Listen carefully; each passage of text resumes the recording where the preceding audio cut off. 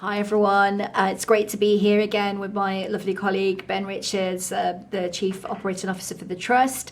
Last month I had a brilliant conversation with Ben about advocacy for inclusion and why that's important for him, and it sort of resonated with me on a really deep level as well.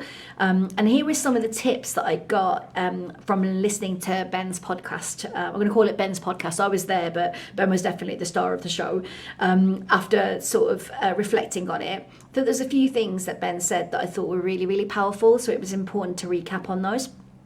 Well, the first one was the importance of kind of checking in on your own social circle and challenging your thinking by embracing different perspectives and being around other people who don't necessarily think in the same way as you do. The importance of using that as a learning opportunity. I really liked what Ben was, saying around, I'm paraphrasing now, but literally showing up and literally and metaphorically showing up in places that you wouldn't normally be, just to be able to expand your own mindset and show sort of support and advocacy for inclusion and build that connection with others. That's really important and powerful for creating, the social movement that we're kind of going forth through this series of conversations that we're going to have.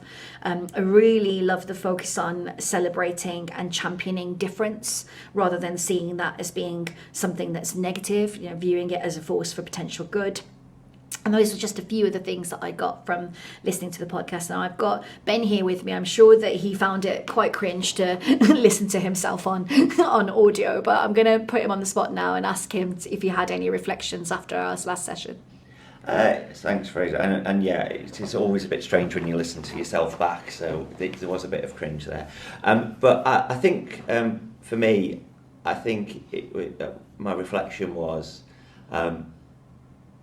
we're all products of our own experiences, and I suppose it's how everyone can relate to everyone else in that kind of way. Yeah, we both had negative experiences that we talked about, and I'll never understand the absolute immediate feelings that you had, but I can empathise that with, and it helps me understand, and I think that's a really important thread here, is that we don't have to be experts in this particular area. And I think sometimes in this space we talk about specialist roles, and I think sometimes that scares people because they think, oh, I don't know enough.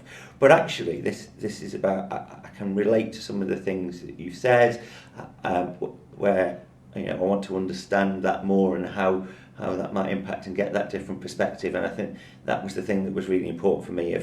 It can be around something completely different that I might not have experienced myself, but it doesn't mean I can't try and understand it more and think about that, how that affects my actions in the future. Yeah, absolutely. And I think just on a human level, you realise that you're listening to something really significant in someone's life that has helped shape, and form the person that they are, and that they've been really, really brave to share that with you. And you're sort of hearing for the first time, particularly in the example that you shared, which was really, powerful but very difficult to hear. It was so stark, that you feel privileged to be able to have that connection with someone. It feels like a special moment, and I think that just you being sort of brave and vulnerable to share that is really, really important, powerful, and I would love to be able to share that with others in the organisation. I know people listening to it will also be affected by it, but it's kind of how do we create that opportunity for people to feel like they can bring aspects of themselves to the fore that have helped shape who they are. And we've all had pivotal moments in our life that maybe have changed our perspective or informed our worldview or influenced the way that we normally think. Ben and I would love to hear about what those are. So if anyone has anything that they feel comfortable to share, we would love for you to contact us. You could message us on Teams or email us to let us know, because I think that these are things that we can learn from, really, really important. And it's important as much as it is to look to the future and to to learn the lessons from the past as well. And in preparation for our conversation today, Ben, there was something that I wanted to share with you that I was looking into, particularly as when we last spoke, we were reflecting on how society seems to be going a little bit backwards, in terms of some of, how divisive the nature of some of the rhetoric is, out there around different and polarized, views and beliefs, creating this sense that not everybody belongs, this othering thing that we talked about, and you articulated it beautifully last time, but, we can advocate for everyone, advocating for one group is not at the expense of advocating for another. So I was reading a book that I would recommend, and I'm not got no financial interest in this book whatsoever. I have got a copy if anyone wants to read it. They're welcome to share it with me. It was a book by June Sarpong, who is a broadcaster and media personality who many of you will be probably aware of from the work that she does in television. But there was also, she does a lot of work on inclusion and diversity and has been an independent sort of board director advocating in that space for many years now. So she shared in this book an example of how we say society is imperfect, and that's the way that we just need to construct it in order to survive, and that's always the way it's been since time began. But she shares this example from history of a time when that wasn't the case, and you'll be shocked to hear, I think, Ben, how far back it goes in history. So this is an example from 7,500 BC, so before Christ. And it's from an area called Catalhoyuk, and I hope that I do that justice now in my pronunciation. But it was a Neolithical settlement in southern Anatolia in Turkey, and it was had a population of 10,000 people, 10,000 inhabitants. So it was technically the first known town to exist in history. And this town was particularly known for its egalitarian ways and the complete lack of a social structure. So all of the dwellings in this town were comprised of mud enclaves, and each of the dwellings was equal in size. There were no mansions, no shacks, no separate or lower castes of people, no concept of difference, no concept of rich or poor, and men and women and all races had an equal balance of participation in civic life. And when I read that, I was shocked. 7,500 BC, that existed.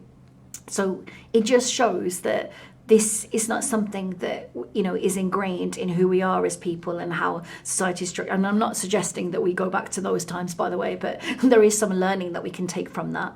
And I think left to sort of what feels natural, and allowing sort of the good in people to rise to the surface, and doing some of the things that we talked about in focusing on the things that we have in common and how we can be good citizens more broadly, and play an active part of social life. This is something that we could probably learn from, and I just wanted to share that with you, Ben, because I don't know if it resonated with you, but it was quite surprising to me to hear that. Yeah, it was, and now I'm already wanting to know, well, what happened? Why didn't it stay that way? And what happened afterwards? Because there was obviously something that changed it. Because it's not a story I've heard before, but I am now already wanting to learn about. Well, how did that work? And there will be some learning even in there now from all that time ago that we've probably lost along the way, about how we can do things, and how did they get there in the first place? So what is some of the things we've been talking about that people might need an advocate, or they need different opportunity. Actually, it'd be interesting to see if that's how they got to that point in the first place. Yeah. So I think this thing about, this difference and this othering that you talked about, see it as like a social construct. It's something that we've created. So we have an opportunity to be able to influence it, don't we? And I know that you were talking about sort of, to me, sort of privately, in some of your sort of hopes and aspirations for the future. Or are there particular things that you would, love to see that sort of making a bit of a change or a shift, in the organisation? So I think, I think we've got a positive culture in the organisation. I think we've got more to do, and I think part of that is we've talked about this being a wider societal issue as well, and so we're not going to be able to solve it all, but that doesn't mean we can't do some of it and the bits that we do. And I think for me it's about how do we get people in a place where they feel comfortable to ask people where they want to understand more, and people feel comfortable being asked, because I'm not sure everyone's in that safe space at the moment. And you talked at the beginning about, you know, we both gave some very personal examples, but you've got to be in the right headspace yourself in order to do that, haven't you? And you've got to feel safe. And they were both shocking examples, but we both felt able to talk about them. And we need to get more into that space where we can talk about some of this. And you know, people can equally say, I genuinely don't understand this. I don't understand either what the problem is or what I can do about it, or people feel comfortable being challenged. You know, the example you gave, being able to challenge maybe sooner, saying actually it didn't quite work for me, and it's a learning experience forward. And I think that for me is the big step change that I'd like to see, because I think that enables so many other things then, because we talk about different experiences, and there will be things, and we've talked about some of these ourselves, Frieza, before, that there will be some thought process that go through your head or go through mine, and some of them might be the same or not, that other people may not have even thought about. You and I will, but I know we both have to consider there are certain countries in the world we won't be going on holiday to. Absolutely. There will be other people who haven't necessarily had to consider that. But we can have that dialogue, and people, when you're talking about that, you know, if what they take away from that is that had never even occurred to me, and that's a little step forward, then that's great. So I think that's the change I would like to see.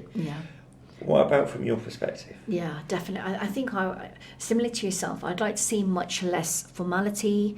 I would like to see much more open, informal sort of discussion and debate. And I genuinely want it to be coming, you know, when times are good, you know, coming from a place of sort of curiosity and understanding, and trying to, you know, work towards building a deeper connection with someone. Because if you try and do that through the lens of something's not worked here and we need to, you know, rectify it, so let's all get to know each other, people's walls are immediately up, aren't they? They already feel sort of a bit on edge. They don't know how to engage with that. They don't know if it feels safe or comfortable to be able to do that. And you will experience tensions and difficulties between work where you and I don't always agree. No. Do we?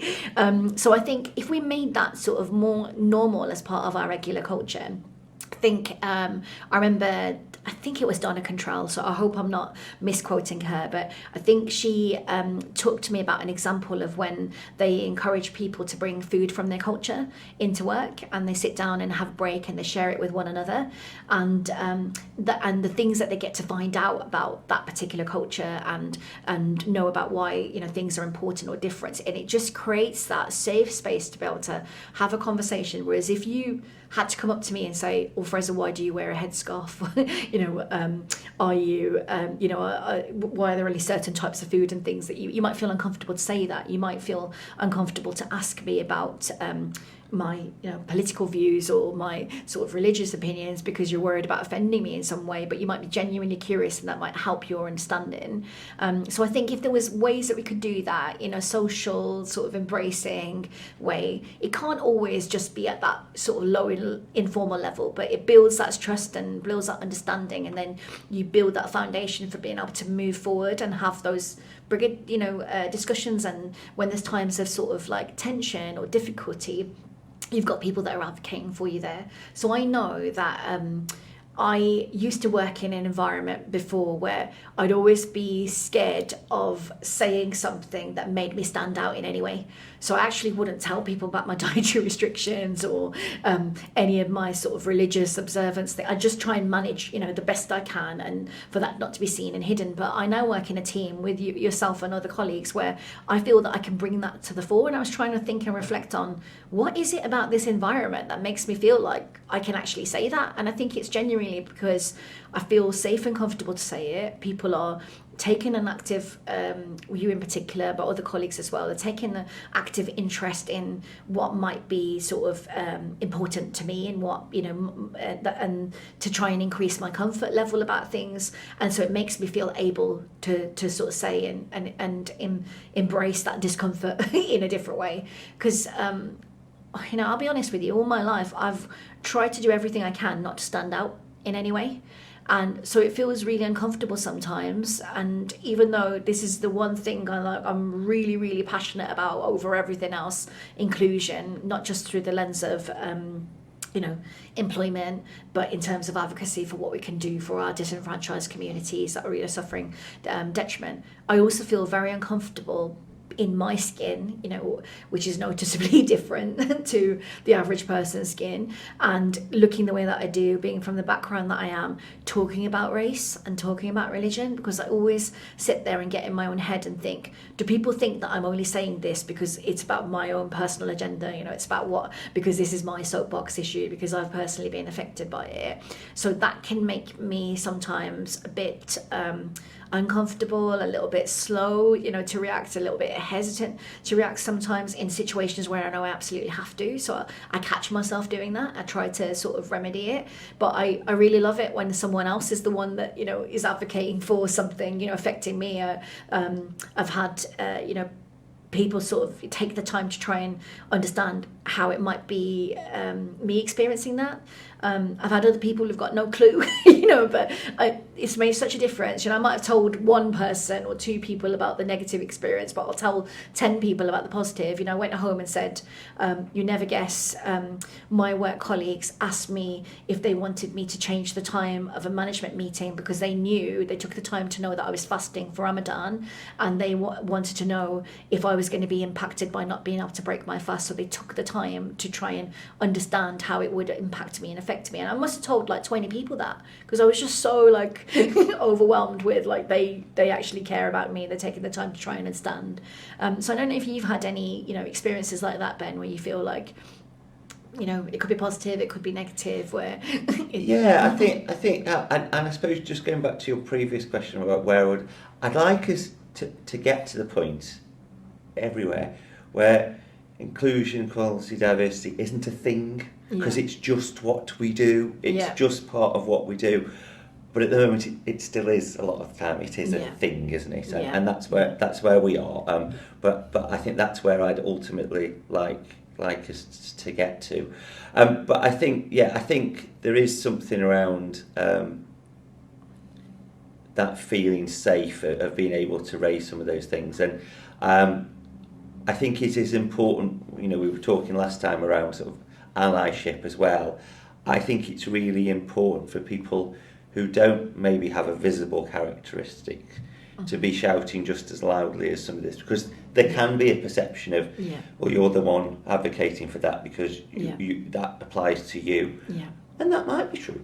But we shouldn't assume it is, and that doesn't actually negate your view, even if it is what was your primary driver. But I think it's really important for us to be all there supporting other human beings around those areas, because so that is going to be the only way really that we see true change that then can't be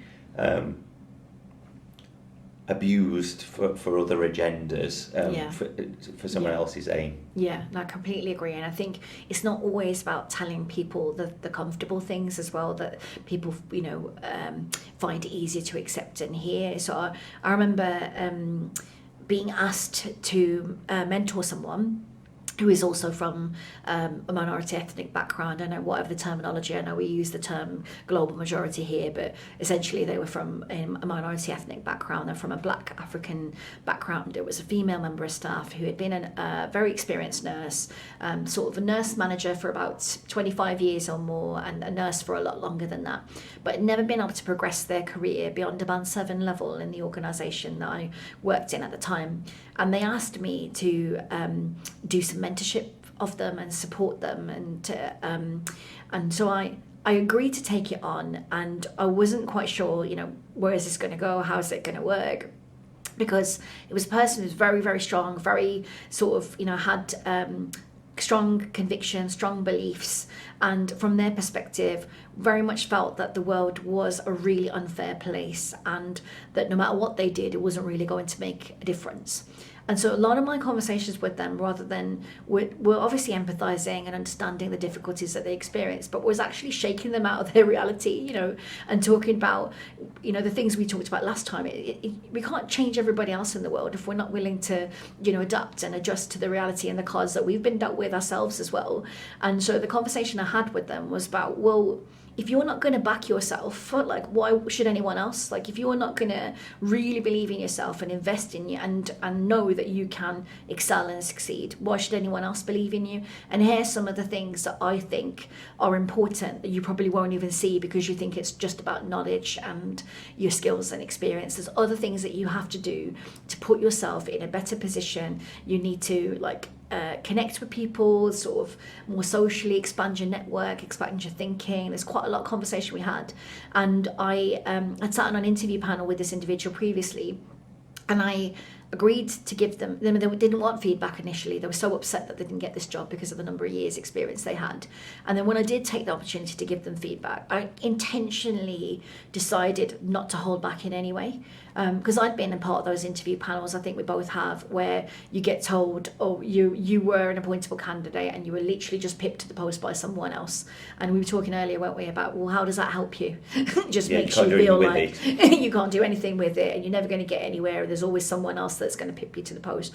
So I gave some really strong feedback about, ways in which they needed to be better representing what they had to offer in the interview process, be more succinct, get to the point, draw the relevance of the things, which culturally was very difficult for them to do because they came from a culture where the work speaks for itself, and if someone else tells you you're doing a good job, then you're doing a good job, so it didn't feel natural.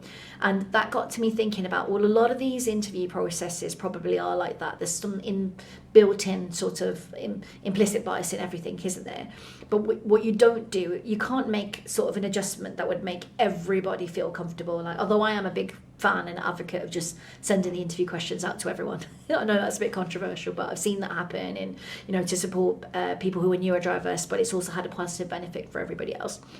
But in this particular situation, it's just about sort of giving someone something concrete and tangible that they can actually work with, that is, trying to help them push beyond the boundaries so that when the door is open, that they feel able to step through it. And I think that's the psychological kind of weathering effect of some of this. And I'm very conscious that I'm not clinician, so I probably don't have any artistic license to be able to use those terms, but you know what I mean. The effect of continuously having knockbacks, setbacks, disappointments, etc. makes you much more sort of reserved and reticent to put yourself out there again. So I think we need to be conscious that even when we're trying to hold the door open for someone or open the window a crack, they may be kind of worried about, engaging with that process. I think that's something that's a tension and a challenge that we're going to have to manage. Yeah, I would agree. I would agree with that. And I suppose it's just made me think about something else that you could argue is not connected with the topic at all, but I've seen an example of how it can be linked in. So I've had previous feedback, for example, that I don't listen, and what that after working it through, what that was is my mind is going to solutions. Yeah. So while the person's still having a conversation with me, then my mind has already started to go into solution mode. They haven't probably asked me to help them with a solution, but that's where my mind's gone. And therefore I'm still listening, but I don't seem to be listening because my mind's in solution mode, and that's been seen as dismissive when people don't listen.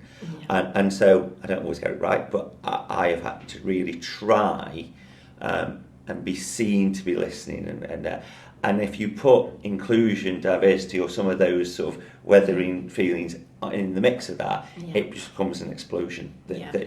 And so I think it's really important as well for us to realise in ourselves is maybe what are some of our other traits, because they can be very quickly compounded when we're in a more difficult or challenging situation, or where someone's dealing with, in that that example where they've had consistently negative feedback over a number of years, but nothing they can build upon. that will take them up to a point. I think that's one of the other things we have to Yeah. think about in this already complicated space that we're all working through and in different places on a journey. Yeah. There are lots of other things, and therefore it's not easy, but it doesn't mean we shouldn't continue to try and move forward. Yeah, you're absolutely right, and I sort of that resonates with me as well. What you shared about, I've also been given feedback to say that I jump to solutions like too quickly, and I think it's because when someone feels able to share with me something they're struggling with, I feel that intensity of responsibility to want to do something about it. So I recognise that in my head it's coming from a good place, but it can feel very disconnected, for the individual on the receiving end of it. So I'm trying to get better at that, and I hope that listeners out there will give me some feedback if I'm not doing that, in the way that I need to, and I'll promise I'll work on it. But I do think that it is just this thing about let's just hold the tension and feel what through a deeper understanding of what the problem actually is.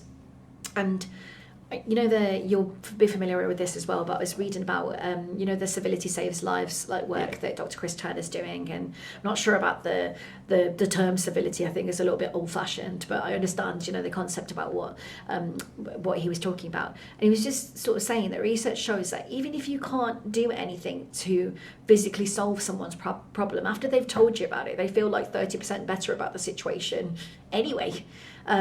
But if you are able to work with them, this is sort of my thinking expanding on, what I've read, you're able to work with them to come up with a solution that feels right for them, and they feel a sense of shared ownership over it, that's going to be much more likely to meet with success and acceptance than it is if you're taking that problem away, even though it might make you and I feel good because we get a sense of satisfaction out of helping other people. We're actually building a dependency and a reliance on ourselves, and what we really want is for everybody to feel like they can be encouraged to be their best self at work, and to challenge difficulties in that moment and feel empowered. It's probably an overused word, isn't it? But to genuinely feel able to be able to raise questions, raise challenges, and get people to think differently, because we won't be able to be everywhere. So if there's any thoughts that other listeners have got, then please let Ben and I know. We're always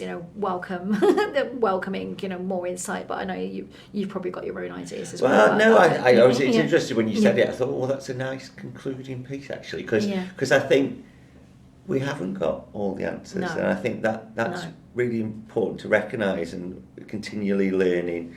But I think it's getting that. How do we get to that stage where people do feel able to raise those things again, and we learn and move on together? Because the example you gave there, it might create a dependency.